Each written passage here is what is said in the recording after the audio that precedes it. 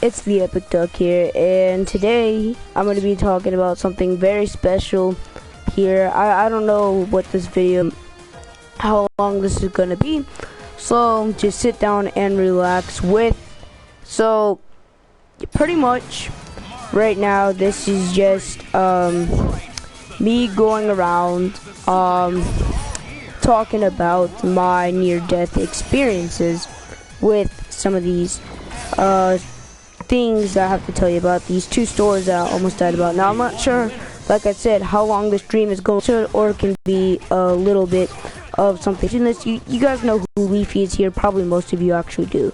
You know how he has like gameplay in the background? Well, this is what technically this is, and I'm only explaining like what all of what's happening right now. So without further ado, let's hop right into it.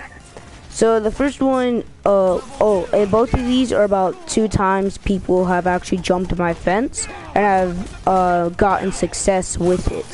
So these 2 times were we were having me and my family. I can't remember why we were over, but my grandmother made like dinner or something like that. And what happened is that, so we were just having a good time. My grandmother made dinner and everybody is having a peaceful time, and we're about to head back home, and we're like yeah or whatever. And my dad, he's scrambling around, and my mom goes outside, right guys? So let me remind you, this is not just me near death. Like, this is my mom and my 2-year-old nephew came. Now the person who was in our backyard was not seen until my dad finally saw. So this is the point where it's about to get to. Goes out back to I have a little lanai. It's like you guys know what the screens are, and I have a pool, and I have a little short area with grass in it. So what happens is my dad is just looking around, and he looks in his backyard, and there's a guy that's coming back there, and my dad starts to say, move, there's somebody in our backyard or whatever. So let me remind you, my mom or my 2-year-old nephew had no clue there's a guy actually in her backyard because he was hiding. So obviously this guy didn't rob anything, so besides he would probably have to pay a fine and probably go to jail for a few days. Yeah, so this guy has obviously been having theft. So the neighbors that were there, so my dad goes running. This guy somehow manages to hop so my dad goes looking, and this guy managed to go to my fence, right guys? He goes to my fence, jumps over like an athlete, and then somehow gets on his bike and takes off. If my dad didn't have a sore leg right now, no, the man would have been caught so fast. But my dad at the time, he had a sore calf or whatever you want to call it, a shin, I should say. My dad, he just wasn't like, you know guys, like he wasn't feeling good at the time. His back is really weak nowadays because his back is really out of place. But the man would have been catching. My dad was more in shape to run.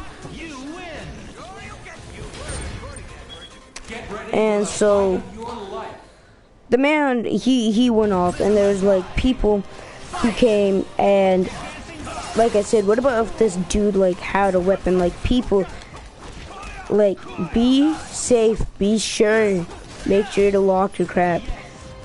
And if they hop over your fence, just be sure, like, just double check if anybody's near your house or if somebody's being suspicious. And this could be the man, because remember, and a few months ago, actually, my friend's bike from this neighborhood is actually gotten stolen, and one of my brother's friends got accused, but they didn't call the cops. They're like, well, yeah, this guy's like he wasn't like suspicious, my brother's friend was.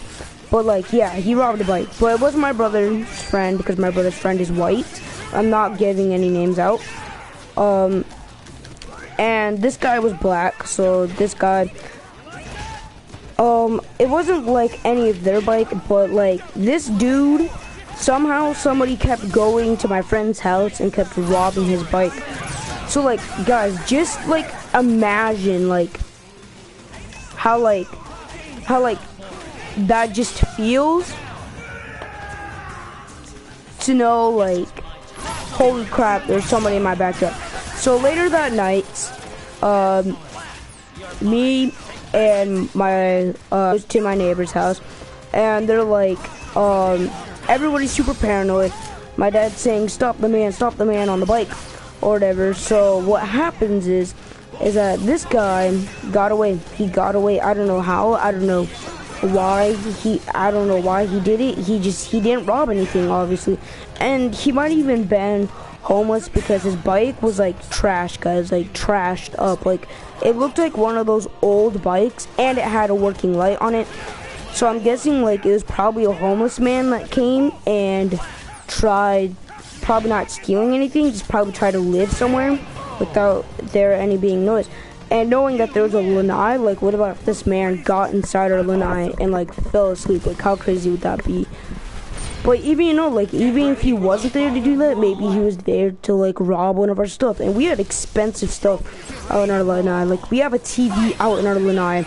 We have an Apple TV out in our lanai. So we have we have speakers, we have a keyboard out there. Like just imagine this guy like actually getting inside my house somehow. But luckily my dad was superstitious. He was like, yeah, I'm locking the house up. You're not going outside. Do not answer the door. If I figure out that one of your friends came and you opened up the door, you're in like huge trouble, because my dad is very safe now, knowing like, and it seems just like a nice neighborhood. Even if it's the nicest neighborhood, guys, there's going to be like some time in theft in that, and it's not just going to be that. And I'm not saying it's going to happen. I'm not saying, but like, don't do theft. It's not right. It just makes people scared. It makes people think that you're a threat. Don't make the world think that you're really that big of a threat because you want to go in somebody's backyard. Just don't do it, guys. It's not worth getting in trouble. It's better to work harder and to know that you're a good citizen. But anyway, back to the story. So we call the cops, and my dad says, Gary, get in the car, which is my brother, and he says, we're going for a drive, and we're gonna go try to find this guy. So we call the cops, and like everybody's like freaked out. Like the cop finally comes to the door. Me and my sister go out there, and we're confronting the dude, and we're like, and